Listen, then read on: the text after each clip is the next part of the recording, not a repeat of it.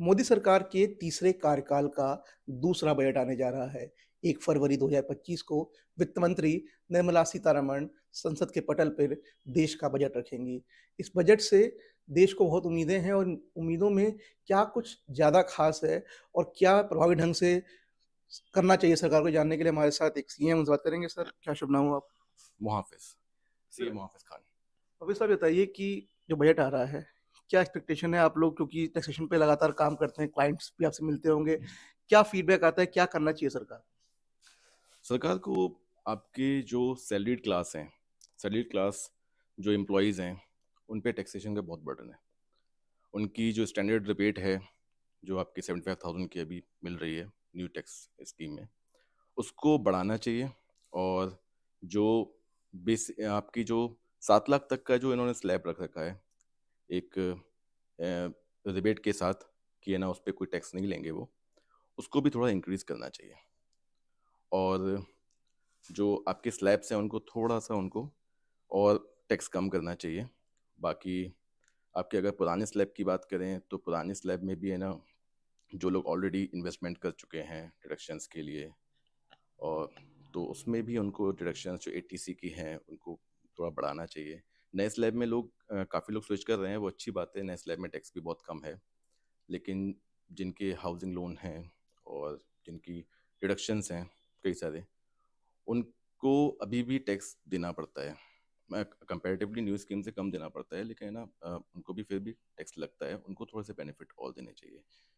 बाकी इंफ्रास्ट्रक्चर में इस गवर्नमेंट ने काफ़ी अच्छा इन्वेस्टमेंट किया है पहले भी, और उम्मीद करते हैं कि आगे भी ये इन्वेस्टमेंट्स बढ़ाएंगे अपने। प्रॉपर्टी से अर्न जो मनी होती है, उसपे भी टैक्सेशन बहुत हेवी होगा, जो पिछले बजट में अनाउंसमेंट्स हुई थी। तो इसमें क्या कुछ कमी की उम्मीद कर रहे हैं आप लोग, जो आप लोग के एनालिसिस कहती है? उन्होंने आपका पहले जो 20% टैक्स था प्रॉपर्टी गेन पर, ठीक है ना, उसको उन्होंने 12.5 कर दिया था विदाउट इंडेक्सेशन। वो लगभग लगभग अभी बड़ी प्रॉपर्टीज़ पे तो काफ़ी हेल्प मिल रही है लोगों को कि उनका टैक्स बहुत कम लग रहा है। लेकिन उसको कम करना चाहिए। साथ ही साथ जो फाइनेंशियल एसेट्स हैं, आपकी शेयर्स हैं, शेयर्स पे उन्होंने लास्ट टाइम टैक्स बढ़ा दिया था, उसको उनको कम करना चाहिए। ये हम जब सोशल मीडिया पे देखते हैं ना, टैक्स और जीएसटी को लेके बहुत मीम्स बनते हैं, वित्त मंत्री को लेके कि हर चीज़ पे टैक्स है, जीएसटी हर चीज़ पे है। कितना मतलब टैक्स कितना ज़रूरी है, ये तो ख़ैर ऑब्वियसली, लेकिन कितना हो कि कंट्री के लिए भी ठीक रहे, मिडल क्लास खास तौर से उनके लिए ठीक रहे। जीएसटी में कहाँ-कहाँ कमी कर सकती है सरकार, आप जो आपको उम्मीद है? ये जो टैक्सेशन है, टैक्सेशन डायरेक्ट टैक्स जो है, ठीक है ना, इसमें बर्डन बहुत ज़्यादा है। जो भी असेसीज हैं, जो भी इंडिविजुअल्स हैं, कंपनीज हैं, इन पे टैक्स बर्डन बहुत ज़्यादा है। डायरेक्ट टैक्स को कम करना चाहिए गवर्नमेंट को। इनडायरेक्ट टैक्स से तो अर्निंग हो ही रही है, गवर्नमेंट के पास रेवेन्यू पहुंच रहा है, और इनडायरेक्ट टैक्स से काफ़ी रेवेन्यू बढ़ भी रहा है, काफ़ी नई चीज़ों पर टैक्सेस लगा रहे हैं वो। लेकिन डायरेक्ट टैक्स को उनको कम करना चाहिए, ताकि एक जो डायरेक्टली जो इनकम टैक्स एक इंडिविजुअल को देना होता है या किसी भी असेसी को देना होता है, वो कम होना चाहिए, ताकि वो और मतलब अपनी वाइट मनी है वो, लोग क्या करते हैं कि लोग है ना, हैवी टैक्स की वजह से अपना वाइट मनी को नहीं शो कर पाते, ठीक है ना, और उसको किसी तरह से ब्लैक में कन्वर्ट करते हैं या ब्लैक मनी रूट करते हैं।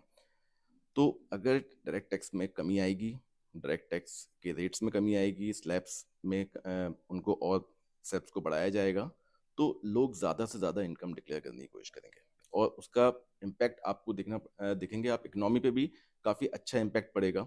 लोग इन्वेस्ट करेंगे उस पैसे को। ब्लैक पैसा कोई यूज़ नहीं कर पाता, लेकिन वाइट जितना बढ़ेगा, लोग जितनी ज़्यादा इनकम डिक्लेयर करेंगे वो उसको यूज़ भी करेंगे। तो डायरेक्ट टैक्स कम होना चाहिए। तो सरकार को विकास की गति बढ़ाने के साथ ही आम आदमी की जेब पर जो भार है, उसे भी कम करने